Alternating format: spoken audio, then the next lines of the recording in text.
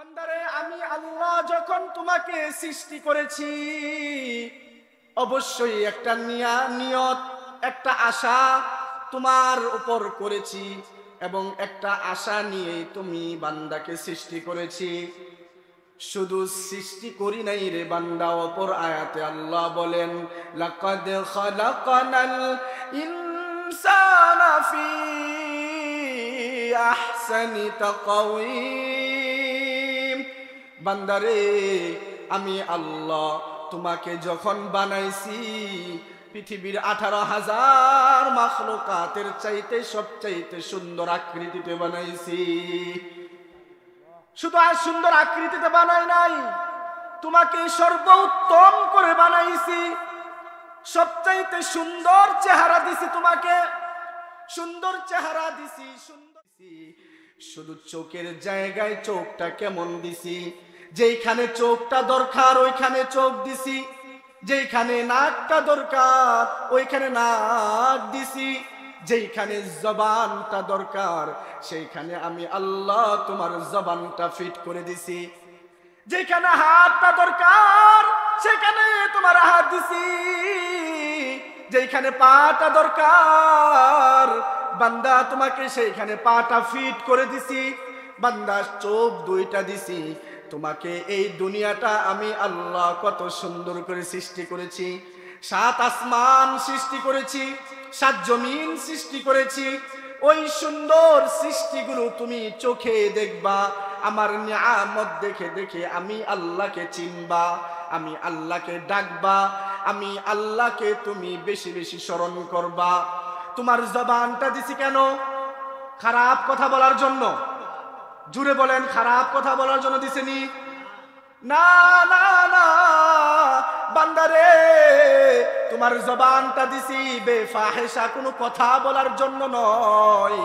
তোমার জবানটাকে আমি দিছি, তুমি এই জবান দিয়ে আমি আল্লাহকে আল্লাহ আল্লাহ বলে ডাকবা। এই জন্য তোমার জবানটা দিছি, তুমি এই জবান দিয়ে আমার রাসূলকে ডাকবা। এই জন্য তোমার জবানটা দিছি, এই জবান দিয়া তুমি মানুষকে ভালো কাজের দিকে ডাকবা, তুমি এই জবান দিয়ে কোরআন পড়বা, তুমি এই জবান দিয়া আমি রব্বে কারিমকে সুবহানা রাব্বিয়াল আ'লা বলে ডাকবা।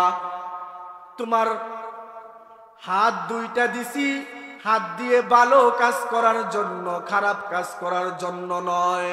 তোমার 2টা পা দিছি, তোমার 2টা পা দিয়ে তুমি ভালো কাজের দিকে অগ্রসর হবা, অপরকে ভালো কাজের দিকে ডাকবা। এই জন্য এই যে এত নিয়ামত দিয়ে আমি তোমার বান্দাইছি রে বান্দা,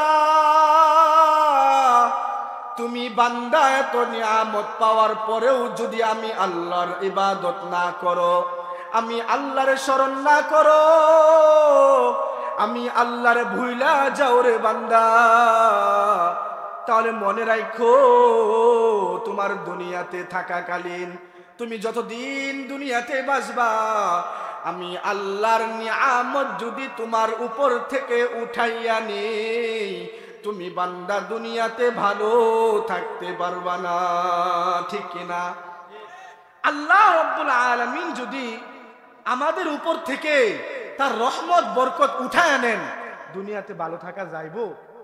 সম্ভব? কথা জোরে কর না। তার মানে আল্লাহর নিয়ামত ছাড়া থাকতে পারবেন আপনারা? 1টা মিনিটের জন্য যদি জবানটা আল্লাহ অফ করে দেয় কি করবেন? পৃথিবীর কোনো ডাক্তার পারবনি, পৃথিবীর কোনো ইঞ্জিনিয়ার পারবনি, পৃথিবীর কোনো মেকার জবানটারে খুলায় কথা বলাইবো, জিব্রাটারে লড়াইবো আসেনি? আপনার নিঃশ্বাসকে যদি 1টা সেকেন্ডের জন্য বন্ধ করে দেওয়া হয়, তাহলে ওই নিঃশ্বাসটাকে আর নতুন করে চালু করার মতো দুনিয়াতে কারো ক্ষমতা নাই। সেই জন্য আল্লাহ রাব্বুল আলামিন বলেন, বান্দা তোমাকে এত নিয়ামত দিছি, নিজের দিকে তাকাও, নিজের দিকে দেখো, নিজেকে দেখে দেখে আমি আল্লাহকে চিনো, আমি আল্লাহকে স্মরণ করো, আমি আল্লাহর কুদরতি পায়ে বেশি বেশি সেজদা করো। এখন তো নামাজের হালতই আমাদের নাই, আছে? হ্যাঁ, কয়জন দেখা যাবে এখানে ফজরের নামাজ আজকে পড়ছেন? কয়জন আছেন? 10 জন, 20 জন, 30 জন, 40 জন, 50 জন? সবাই পড়ছেন? যারা পড়ছেন আলহামদুলিল্লাহ, আল্লাহ পাক সারা জীবন ফজরের নামাজ তাকবীরে উলার সাথে পড়ার তৌফিক দান করুন। আমরা যারা পড়ি নাই, আল্লাহ পাক যেন আমাদেরকে আগামীকাল থেকে ফজরের নামাজ প্রতিদিন যতদিন বেঁচে থাকবো ফজরের নামাজ তাকবীরে উলার সাথে পড়ার তৌফিক দান করেন। নামাজ যেই ব্যক্তি ছেড়ে দেয়, উলামায়ে কেরাম বলেন, রাসূলের হাদিস, আল্লাযীনা তারাকুস সালাহ, যেই ব্যক্তি নামাজ ছেড়ে দেয় সে কি হয়ে যায়? কাফের হয়ে যায়। সে কি হয়ে যায়? ইন্নাল মুনাফিকিনা ইউখাদিউনাল্লাহা ওয়া হুয়া খাদিউহুম ওয়া ইযা কামু ইলাস সালাতি কামু কুসালা। শুধু ফজরের নামাজ যে বাদ দিয়া দিছে সে তো কাফের হয়ে গেছে। নামাজ যে ইচ্ছা করে বাদ দিয়ে দেয় সে তো কাফের হয়ে যায়। কিন্তু এই আয়াতের তাফসীরে উলামায়ে কেরাম বলেন, ইন্নাল মুনাফিকিনা ইউখাদিউনাল্লাহ ওয়া হুয়া খাদিউহুম ওয়া ইযা কামু ইলাস সালাতি কামু কুসালা। এমন ব্যক্তি যে নামাজ পড়ে শেষ ওয়াক্তে যায়, কোন ওয়াক্তে? শেষ ওয়াক্তে যায় নামাজ পড়ে। কেমন নামাজ? আল্লাহু আকবার কোন রকম বলে, দ্রুত কেরাত পড়ে, দ্রুত তসবিহ পড়ে, কোন রকম নামাজটা শেষ করে শুধুমাত্র কি বুঝাইলো? নামাজ পড়ছি। আল্লাহ বলতেছেন এমন নামাজের আমার প্রয়োজন নাই, এমন নামাজের আমার দরকার নাই। নামাজ যেভাবে পড়তে হবে ওইভাবেই পড়তে হবে যেমন ভাবে আমার রাসূল নামাজ পড়ছেন। বলেন সুবহানাল্লাহ। আমার সাহাবীরা যেভাবে নামাজ পড়ছেন সেইভাবেই নামাজ পড়তে হবে। আপনি যখন সাহাবীদের মতো নামাজ পড়তে পারবেন, আপনার জীবনের রংটা হবে সাহাবীদের জীবনের রঙের মতো। আমার আপনার দাড়িটা হওয়া দরকার সাহাবীদের দাড়ির মতো। প্রিয় ভাই, প্রিয় যুবক ভাইদেরকে বলতেছি, আমাদেরকে দাড়ি রাখলে সুন্দর লাগে কি লাগে না? আমাদের হুজুরদেরকে, উলামায়ে কেরামদেরকে দাড়ি রাখলে খারাপ লাগে? সুন্দর লাগে না? আমরা কি আপনাদের থেকে কম স্মার্ট? স্মার্ট কি আমরা বুঝি না? আমাদের কি শেভ করতে মনে চায় না? আমাদেরকে আপনাদের মতো প্যান্ট শার্ট পরতে মনে চায় না?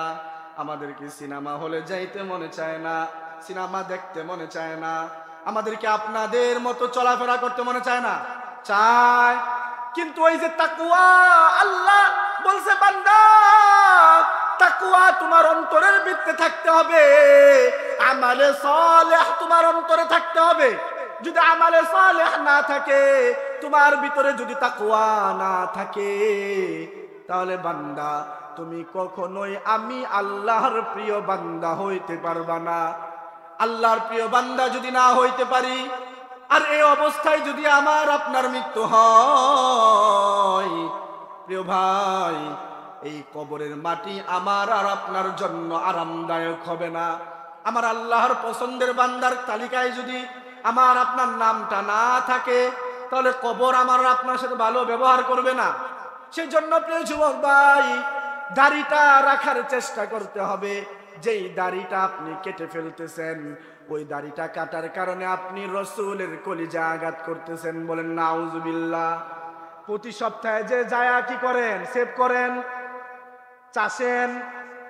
ওই চাষাটা কিন্তু আপনি শুধু ব্লেড দিয়ে নিজের গালে চাষা দিচ্ছেন না, এটা আপনি এই দাড়িগুলো যখন কাটতেছেন, আমার রাসূল বলেন যে ব্যক্তি দাড়ি কাটলো, আমার সুন্নত কাটলো, ওই ব্যক্তি আমি নবীর কলিজাটাকে চিরচির করে কেটে গেল। বলেন নাউজুবিল্লাহ।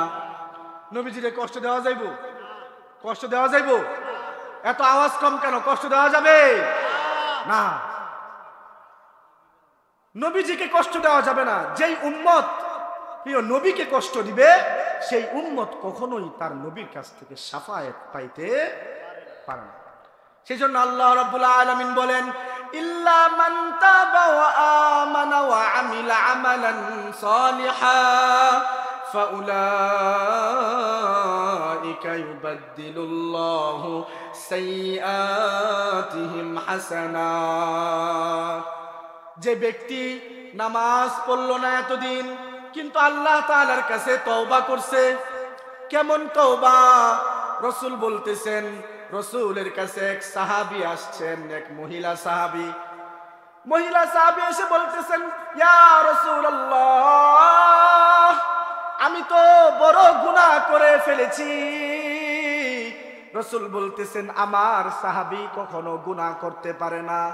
ওই মহিলা আবার বলতেছেন, ইয়া রাসূলুল্লাহ, আমি গুনাহ করে ফেলেছি।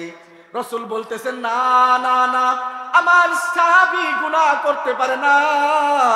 রাসূলকে ওই মহিলা আবার বলতেছেন, ইয়া রাসূলুল্লাহ, আমি আপনার সাথে মিথ্যা বলতেছি না, আমি এমন এক গুনাহ করেছি যেই গুনাহের কারণে আমার মনে হচ্ছে এই দুনিয়াতে এই গুনাহের কোনো মাফ হয়তো নাই। রাসূল বলতেছেন, কি গুনাহ করছো?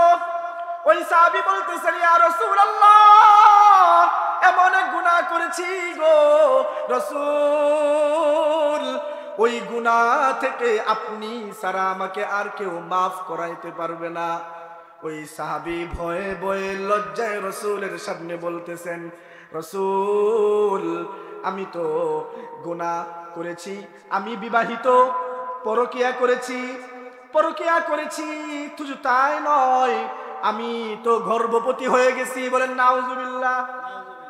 গর্ভবতী হয়েছি, শুধু তা নয়, কি করেছি? আমার পেটের মধ্যে একজন শিশু বাচ্চা আছে, আমি অন্তঃসত্ত্বা হয়ে গেছি।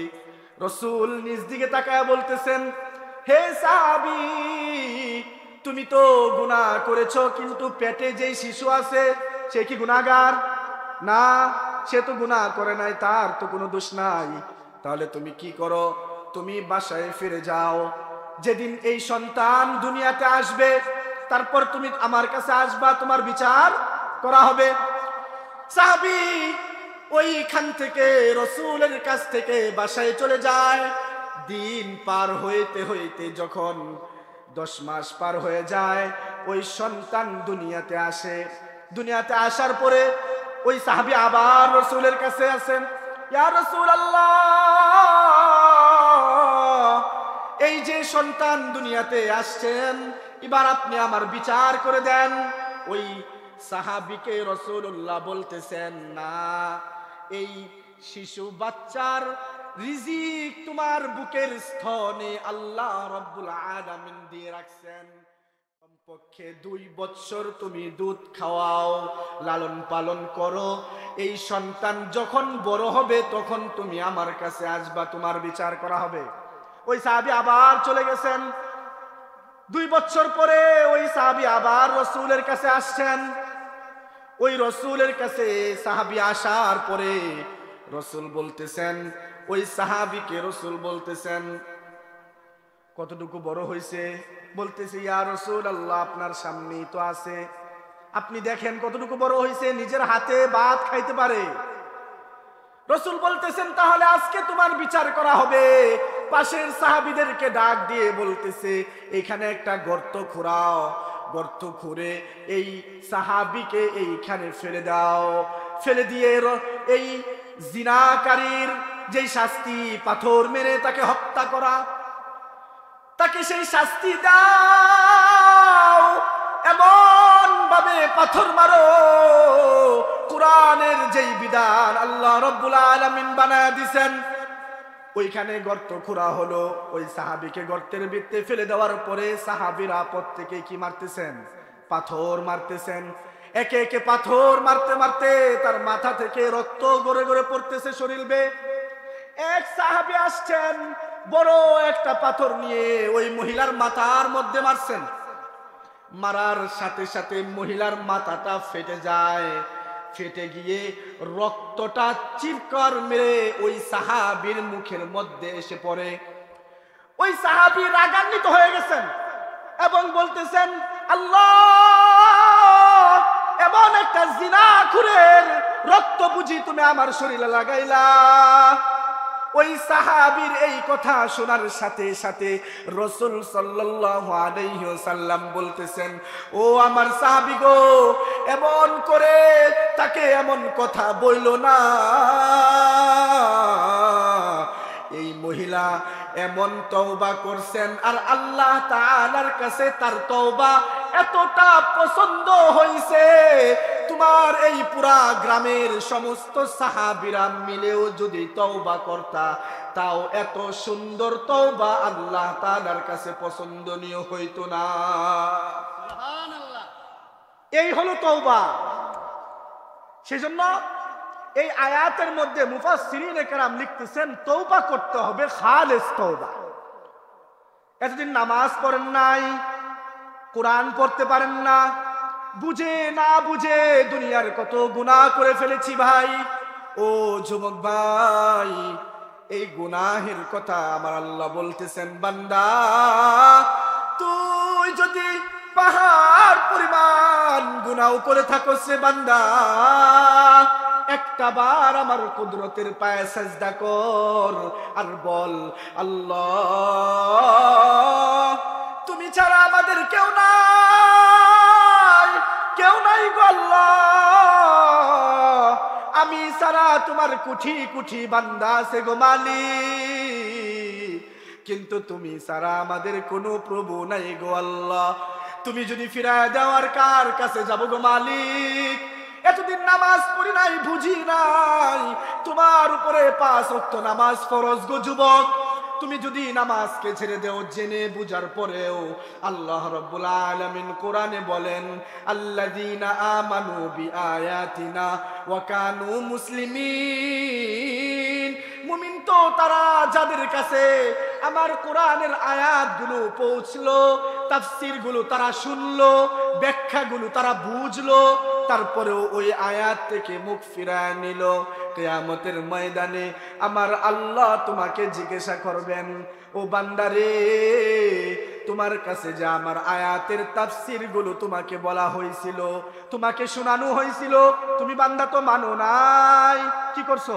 মুখ ফিরায় নিছো, মাহফিলে বৈশা শুনছো নামাজ সরক করলে কাফের হয়ে যায়, কিন্তু তুমি তারপরের দিনেও যখন হাইয়া আলাস সালাহের ডাক দিছে, হাইয়া আলাল ফালাহের ডাক দিছে, তুমি তোমার কাজের দিকে ব্যস্ত হয়ে গেছো। আল্লাহ সেদিন বলবেন, যেদিন ওই কিয়ামতের ময়দানে আল্লাহ ছাড়া কারো কোনো ক্ষমতা থাকবে না, আল্লাহ বলবেন, বান্দারে লিমানিল মুলকুল ইয়াউম, পৃথিবীর বাদশারা কোথায়? পৃথিবীর রাজত্ব যারা করেছো তারা কোথায়? পৃথিবীর এমপি মন্ত্রী এত ক্ষমতা তারা কোথায়? নাই নাই নাই। আজকের এই কঠিন ময়দানে কেউ নেই, শুধুমাত্র রাজত্ব আমার, লিল্লাহিল ওয়াহিদুল কাহ্হার। ওই দিনের রাজত্ব শুধুমাত্র কার? আরো জোরে বলি কার? আরো জোরে বলি কার? ওই আল্লাহর, যে আল্লাহ আমাকে আপনাকে সৃষ্টি করেছেন গো যুবক ভাই, ওই আল্লাহকে এত নিয়ামত পাওয়ার পরেও যদি ভুলে যায়, তাহলে আমার মতো আপনার মতো বেঈমান গাদ্দার বুঝি এই দুনিয়াতে আর কেউ রইল না, ঠিক কিনা? আর কেউ রইল? যে আল্লাহ এত নিয়ামত দিছেন, এত ভাবে বুঝাইতেছেন, তারপরেও যদি বান্দা আমার কুদরতি পায়ে সেজদা না করো, তাহলে বান্দা তোমার মতো হতভাগা বেঈমান আর কোনো বান্দা নাই। সেই জন্য প্রিয় ভাই, আজকের এই প্রোগ্রাম থেকে সর্বপ্রথম ইখলাস নিয়ে একেবারে খালেস তওবা করা, যেই তওবা আল্লাহ তাআলা ইল্লা মান তাবা ওয়া আমানা ওয়া আমিলা আমালান সালিহার আয়াতে বলতেছেন, বান্দা তুমি তওবা করো, খালেস তওবা। কেমন তওবা? যেই তওবা, এই যে সাহাবীর গল্প শোনাইলাম, জিনা করছেন নি আপনারা? না, এত খারাপ তো মুসলমানরা হতে পারে না, কিন্তু সাহাবীরা গুনাহ করছেন কেন? আল্লাহ তাআলা সাহাবীদেরকে গুনাহ করাইছেন কেন? নবী ও রাসূলদের কি গুনাহ আছে? গুনাহ করছেন ওনারা? না। পৃথিবীতে কোনো নবী ও রাসূল কি করেন নাই? গুনাহ। কিন্তু সাহাবীরা গুনাহ করছেন এবং আল্লাহ তাদেরকে করাইছেন। কেন করাইছেন? আহলে সুন্নাত ওয়াল জামাআতের আকীদা কি? আমাদের জীবনের মাপকাঠি কারা? সাহাবায়ে কেরাম। আবার আর জোরে বলতে হবে, আমাদের জীবনের মাপকাঠি কারা? এটা আহলে সুন্নাত ওয়াল জামাআতের একটা আকীদা। এই আকীদাকে আপনাকে বিশ্বাস করতেই হবে। আমরা রাসূলকে দেখছি, সাহাবীদেরকে দেখছি না। সেই জন্য রাসূল বলছেন, তোমরা আমার উম্মত যেন আমার সাহাবীদের চলার পথ, তারা যেভাবে চলছেন, তারা যেভাবে ইসলামের উপর অটল অবিচল থাকছেন, তাদের জীবনকে যেভাবে অতিবাহিত করছেন, আমার উম্মত যেন সাহাবায়ে কেরামদেরকে দেখে পথ চলেন। সেজন্য সাহাবায়ে কেরামরা আমাদের কি? সত্যের মাপকাঠি কাদেরকে বলা হয়? সাহাবায়ে কেরাম। সেজন্য সাহাবায়ে কেরামের মতো আমার আপনাকে তওবা করতে হবে। যেমন তওবা এই সাহাবী জিনা করার পরেও তওবা করার পরে আমার আল্লাহ কতটা খুশি হইছেন, কতটা বিনয়ী ছিল, সেই তওবার মাঝে কতটা ইখলাস ছিল যে তওবা করার পরে জিনা করার মতো গুনাহ আমার আল্লাহ মাফ করে দিয়েছেন। সুবহানাল্লাহ। সেজন্য তওবা করতে হবে কার মতো? কার মতো? আরো জোরে বলতে হবে, তওবা করতে হবে কার মতো? জীবনটা কাদের মতো চালাইতে হবে ভাই? সাহাবায়ে কেরামদের মতো। আমার আপনার জীবনের রংটা কেমন হবে? সাহাবায়ে কেরামের মতো। আমার আপনার জবানের কথা কাদের মতো হবে? সাহাবায়ে কেরামের মতো। আমার আপনার জীবনের চলার পথটা কেমন হবে? সাহাবায়ে কেরামের মতো। তো এই তওবা, খালেস তওবা, যারা নামাজ পড়েন নাই, গোপনে প্রকাশ্যে, বুঝে না বুঝে গুনাহ করছেন, আজকের এই প্রোগ্রাম থেকে আমরা প্রত্যেকেই খালেস তওবা করব। ঠিক আছে তো ইনশাআল্লাহ? সাথে সাথে আমারে সালেহ করতে হবে। তওবা করলাম, আগামী কালকে থেকে আবার গুনাহ শুরু করে দিলাম, রব্বে কারীমের কাছে বলতে হবে, মালিক তওবা বারবার করি, আবার নির্লজ্জের মতো তওবা ভঙ্গ করি। তুমি তো জানো আমি এমন এক বান্দা যে গুনাহ করতে পছন্দ করি, কিন্তু তুমি আল্লাহ গুনাহ করতে, গুনাহ মাফ করতে পছন্দ করো। আমার আল্লাহ গুনাহ মাফ করতে পছন্দ করেন। সেজন্য যত গুনাহ আমি আর আপনি করি না কেন, সেটা যদি পাহাড় পরিমাণ হয়ে যায়, আল্লাহ বলতেছেন, বান্দা মসজিদে আসো, কুদরতি পায়ে সিজদা করো, 2 রাকাত নামাজ পড়ো, তওবার নামাজ পড়ে আমি আল্লাহর কাছে 2 ফোঁটা চোখের পানি ফালাইয়া একবার বইলা তো দেখো, আল্লাহ আর জীবনে গুনাহ করব না, আল্লাহ আর জীবনে গোপনে প্রকাশ্যে বুঝেও এমন গুনাহ আমি করব না যেই গুনাহের দ্বারা তুমি আল্লাহ অসন্তুষ্ট হও। আল্লাহ আর নামাজ তরক করব না, আল্লাহ যেই নামাজ তরক করলে কাফের হয়ে যায়, এতদিন জানতাম না গো মালিক, আর নামাজ তরক করব না, তুমি আমাকে মাফ করে দাও, আজকের পর থেকে নামাজি হয়ে যাব। এই তওবা আল্লাহ তাআলার কাছে খালেস নিয়তে করতে পারবো তো ইনশাআল্লাহ? এই তওবার পাশাপাশি আমলে সালেহ করতে হবে। কেমন আমল? যে আমল করলে আমার আপনার দুনিয়াটাও সুন্দর হয়, আখিরাতটাও সুন্দর হয়। হযরতে আলী রাদিয়াল্লাহু তাআলা আনহু বলেন, দুনিয়াতে চলার পথে সৎ সঙ্গী বানাও, এমন বন্ধু বানাও যেই বন্ধু তোমাকে সৎ কাজের দিকে ডাকবে। কার দিকে ডাকবে? সৎ কাজের দিকে ডাকবে। যেই বন্ধু তোমাকে অসৎ কাজ থেকে দূরে রাখবে, যেই বন্ধু তোমাকে ভালো কথা বলতে শিখাবে, যেই বন্ধু তোমাকে ভালো কাজের দিকে ডাকবে। হযরত আলী বলেন, ওই 2 বন্ধুর থেকে এক বন্ধু যেদিন দুনিয়া থেকে চলে যায়, ওই বন্ধু যেদিন দুনিয়া থেকে চলে যাবে, আল্লাহ তাআলা তার সাথে অবশ্যই ভালো ব্যবহার করবে, এবং ভালো ব্যবহার করার সাথে সাথে ওই বন্ধু আল্লাহ পাকের কাছে বলবেন, আল্লাহ তুমি ওই বন্ধুর সাথে ভালো আচরণ কইরো, যেই বন্ধু আমাকে তোমার পথে দুনিয়াতে থাকাকালীন ডাকতো, যেই বন্ধু তোমার থেকে আমাকে দূরে সরাইতো না, বরং তোমার নামাজের দিকে ডাকতো। সৎ সঙ্গী ছিল আমার, সবসময় ভালো জিনিস করতো, ভালো কথা বুঝাইতো, ভালো কথা বলতো, সৎ কাজের দিকে ডাকতো, অসৎ কাজ থেকে নিষেধ করতো, হারাম খাওয়া থেকে বাধা দিত, হালাল খাওয়াইতে বুঝাইতো, মদ গাঞ্জা থেকে বাঁচায় রাখতো, ঘুষ থেকে বাঁচায় রাখতো, সুদ খাওয়া থেকে বাঁচায় রাখতো। এমন বন্ধু ছিল মালিক, আজকে আমি দুনিয়া থেকে চলে আসছি, আমার সাথে তুমি যেমন সুন্দর ব্যবহার করছো, আমার বন্ধু যেদিন দুনিয়া থেকে চলে আসবে তুমি আল্লাহ তার সাথেও সুন্দর ব্যবহার কইরো। বলেন সুবহানাল্লাহ। এক বন্ধু আরেক বন্ধুর জন্য কি করবে? মালিকের কাছে সুপারিশ করবে।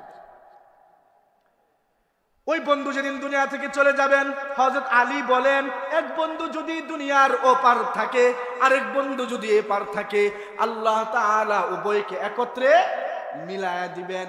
মিলায়া দিয়া বলবেন, তোমাদের সম্পর্ক কিসের ছিল, কার জন্য ছিল? ওই বন্ধু বলবে, আল্লাহ, আমাদের বন্ধুত্ব ছিল তুমি আল্লাহর রাজি সন্তুষ্টির জন্য। আল্লাহ বলবেন, বান্দারে, তাহলে তোমরা দুইজনকে আমি আল্লাহ জান্নাতে দিয়ে দিলাম। সুবহানাল্লাহ। বাড়ির যায় কোয়েন। এখন সৎসঙ্গী বানাইতে হবে না অসৎ সঙ্গী? সৎ বন্ধু বানাইতে হবে না অসৎ বন্ধু? যেই বন্ধু মদখুর দিকে ডাকে ওই বন্ধুরে বন্ধু বানান যাইব? যেই বন্ধু নামাজ থেকে দূরে রাখে এমন বন্ধু বানান যাবে না। এমন বন্ধু বানাইতে হবে প্রিয় যুবক ভাই, যেই বন্ধু তোমাকে আল্লাহর দিকে ডাকে, এমন বন্ধু বানাইতে হবে। পক্ষান্তরে কেউ যদি খারাপ বন্ধু বানায়, একটা কথা আছে না, সৎসঙ্গে সর্ববাস, অসৎসঙ্গে। কেউ যদি খারাপ বন্ধু বানায়, ওই বন্ধু তাকে দুনিয়ার আল্লাহ থেকে, চিনা থেকে, তাকে ডাকা থেকে, স্মরণ করা থেকে দূরে রাখবে, হারাম খাওয়ার প্রতি উদ্বুদ্ধ করবে, জিনা করতে সাহায্য করবে, উল্টা পাল্টা কাজ করতে সাহায্য করবে, অন্যের হক মাইরা খাওয়াইতে সাহায্য করবে। ওই বন্ধুর সম্পর্কে হযরত আলী বলতেছেন, ওই দুই বন্ধু যেদিন মারা যাবে, ওই বন্ধুদেরকে আল্লাহ জিজ্ঞাসা করবে, তোমাদের সম্পর্ক কিসের জন্য ছিল? এক বন্ধু আরেক বন্ধুকে বলবে, আল্লাহর কাছে বিচার দিবে, মালিক, এই বন্ধু আমাকে তুমি আল্লাহকে ডাকা থেকে দূরে রাখছে, তোমাকে ডাকতে দেয় নাই, তোমার মসজিদে গুলোতে গিয়ে নামাজ পড়তে দেয় নাই, তোমার আয়াত সমূহের কথার উপর চলতে দেয় নাই। আল্লাহ, তুমি আমার সাথে যে খারাপ আচরণ করছো, তুমি আমার এই বন্ধুর সাথেও খারাপ আচরণ করো। হযরত আলী বলেন, পক্ষান্তরে সঙ্গে সঙ্গে আল্লাহ রাব্বুল আলামিন উভয়কেই জাহান্নামের আগুনে পাঠায় দিবেন। তাহলে কি বানাইতে হবে প্রিয় ভাই আমাদেরকে? সৎসঙ্গী। যেই সঙ্গী আপনাকে আমালে সালিহার প্রতি ডাকে, যেই সঙ্গী আপনাকে আমালে সালেহ, সৎ আমল করার মতো বুঝ দিবে, ডাকবে, এমন সঙ্গী বানাবো তো ইনশাআল্লাহ। তো ইল্লা মান তাবা ওয়া আমানা ওয়া আমিলা আমালান সালিহান ফাউলাইকা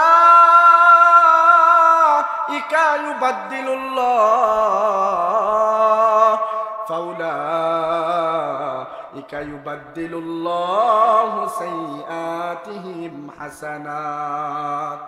আল্লাহ বলতেছেন, বান্দা, যে ব্যক্তি খালেস তওবা করলো, ঈমান আনলো, ওই ঈমানের উপরে ইস্তিকামাত থাকলো এবং আমালে সালেহ করলো, আমি আল্লাহ ওই বান্দার জীবনের সমস্ত গুনাহগুলোকে নেকি দ্বারা পরিপূর্ণ করে দেই। সুবহানাল্লাহ। ওয়া কানা আল্লাহু গফুরার রহিমা। আল্লাহ অত্যন্ত ক্ষমাশীল, আল্লাহ প্রক্রম ক্ষমাশীল।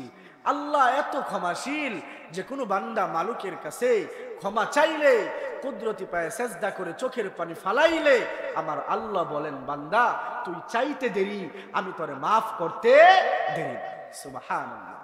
ওয়া মান তাবা ওয়া আমানা ওয়া আমিলা সালিহা فأولئك يبدل الله سيئاتهم حسنات وكان الله غفورا رحيما ومن تاب وعمل صالحا فإنه يتوب إلى الله متابا যে ব্যক্তি তওবা করে আমল সালেহ করে আল্লাহ তাআলা তার নেকিকে তার গুনাহকে নেকি দ্বারা পূর্ণ করে দেন। শুধু এটুকুই নয়, আল্লাহ বলতেছেন বান্দা আমি আমার নিকটবর্তী বান্দা হিসাবে তোমারে পছন্দ করি। সুবহানাল্লাহ। এই যে এত নিয়ামত আল্লাহ দিবেন কেন? শেষ নবীর উম্মত হিসাবে আল্লাহ আমাদেরকে বানাইছেন বিদায় এত নিয়ামত আমি আর আপনি পাইছি। এই যে এত সুন্দর করে বানাইলেন, বুঝাইলাম, আপনাদেরকে বললাম। এই যে আল্লাহ তাআলা সৃষ্টি করছেন কিসের জন্য? কিছু আশা আছে তো, আমার বান্দা কি করবে? আমার ইবাদত করবে। এই যে আল্লাহ তাআলা খালেস তওবা করলে কি ফায়দা দেয় সেটাও বুঝাইলাম। শুধু বুঝাইলাম না, শুধু খালেস তওবা করলে তওবা মাফ করেন, আমলকে নেকি দ্বারা ডাবল নেকি দ্বারা পরিপূর্ণ করে দেন। শুধু তাই নয়, আল্লাহ বলতেছেন বান্দা তুই যদি আমি আল্লাহ কাছে চোখের পানি ফালাইয়া তওবা করস, মাপ চাস, আমি আল্লাহ তোর তওবা কবুল করে তোরে আমার কাছের বান্দা হিসাবেও কবুল করে নিই। বলেন সুবহানাল্লাহ।